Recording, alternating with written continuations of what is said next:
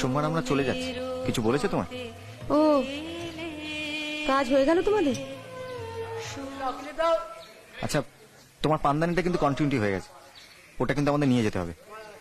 তুমি দায়িত্ব নিয়ে যাবে, আর কারুর হাতে দেবে না। আমি নিজে ফেরত দিয়ে যাব, তোমার কিচ্ছু ভাবতে হবে না।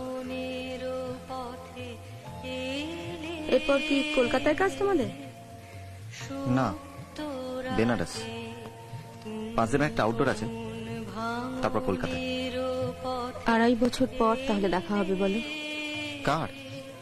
দীপঙ্কর বাবু আর তোমাদের বৌদি বেনারসের কাছেই কোথায় যেন থাকেন বলছিলে না? না, তার আর সময় পাবে না বোধহয়, খুব টাইট শিডিউল আছে। ওই তো মল্লিকা দিয়ে এলো বোধহয়।